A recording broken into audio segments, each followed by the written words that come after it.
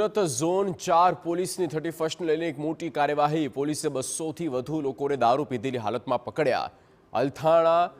અલથાણ, પાંડેસરા, વેસુ, ઉમરા, અઠવા વિસ્તારમાં પોલીસે ઝુંબેશ ચલાવી.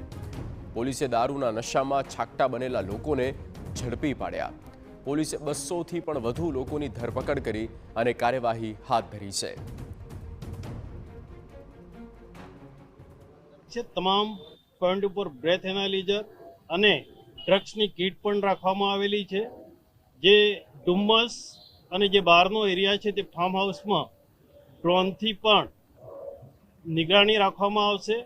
ઝોન અમારા સેક્ટર 2 વિસ્તારમાં અને પૂરા શહેરમાં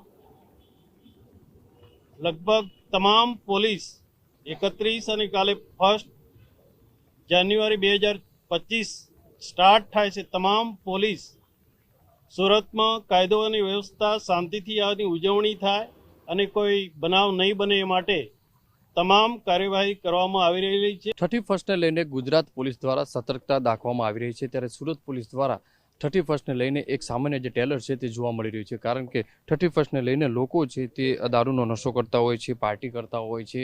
આવા ઇસમો માટે આ ટેલર રૂપ એક જે કિસ્સો છે તે જોવા મળી રહ્યો છે. કારણ કે સુરત પોલીસ દ્વારા ગત રાત્રિથી સતત અલગ અલગ વિસ્તારોની અંદરથી જે પીધેલા લોકો હોય છે, દારૂના નશામાં હોય છે, રોડ ઉપર રસ્તા ઉપર જે ફરતા હોય છે તેવા ઇસમોની અટકાયત કરી અને અત્યારે ઝોન 4 અને ઝોન 6ના અલગ અલગ પોલીસ સ્ટેશનોની અંદરથી પોલીસ દ્વારા 200થી વધુ લોકોને જે ઝડપી પાડવામાં આવે છે અને તેમની સામે કાયદેસરની કાર્યવાહી કરવામાં આવી છે.